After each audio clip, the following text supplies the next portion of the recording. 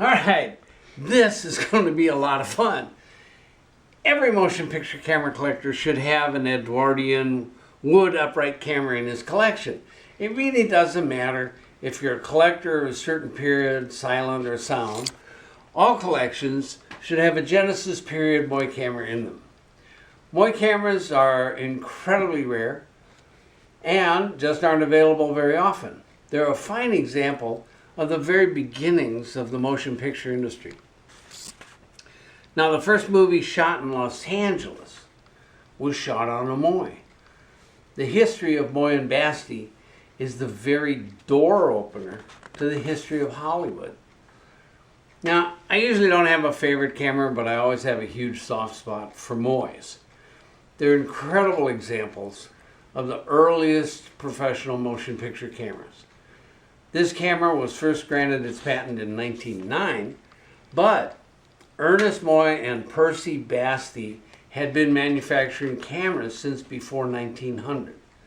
They sold cameras to the Genesis generation of movie makers, and interestingly, they're still in business today. Now, in 1896, Moy and Bastie were introduced to Robert W. Paul, a Genesis generation filmmaker. They became very excited by the new science of cinematography, and in 1897 and 98, Ernest Moy took out his first patents for movie equipment. Moy and Bastie formed the Cinematograph Company Limited as the holding company for all their future film patents. Now, this camera is in incredible condition. For a camera that's 100 years old, it's amazing. It's made from Honduran mahogany, cut from the mahogany rainforests in British Honduras at the turn of the last century. A very professional director of photography owned and operated this camera. I wish I knew who he was and what this camera shot. This Moy camera is number 154.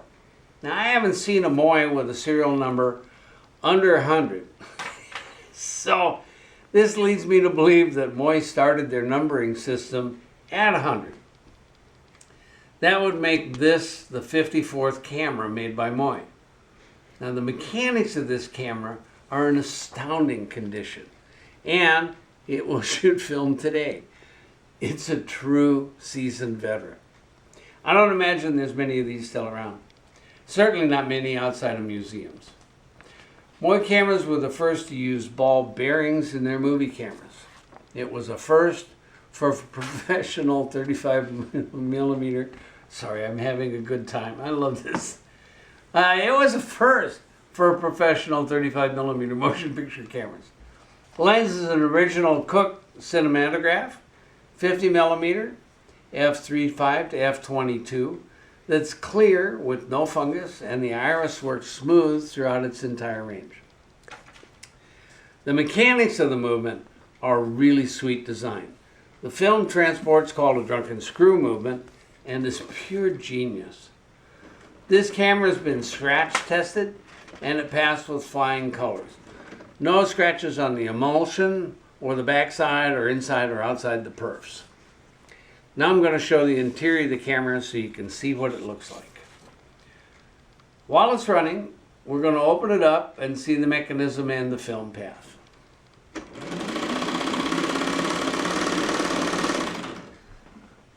So here we go. We're going to open up the gear side. It's chain driven, by the way. And I researched it, and the chain manufacturing company is still in business.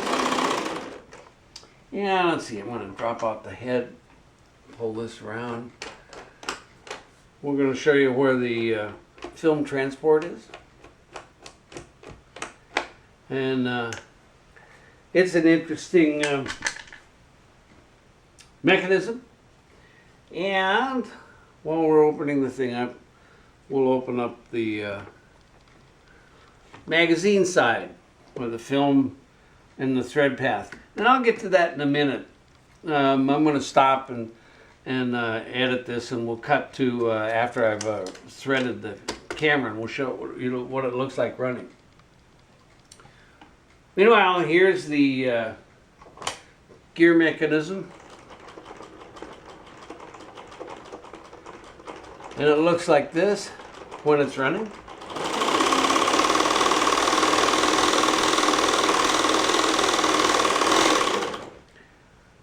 And we're going to go over to the drunken screw movement, which is always quite a silly name. Let me get this facing. There you go. And this is the drunken screw, and this is the pull down claws and the shutter.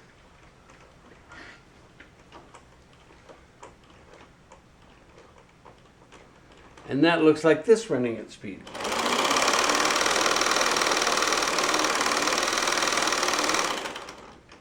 And now we're going to go to the film side, and I'll load film and we'll work on it, and I'll show you what it looks like with film in it.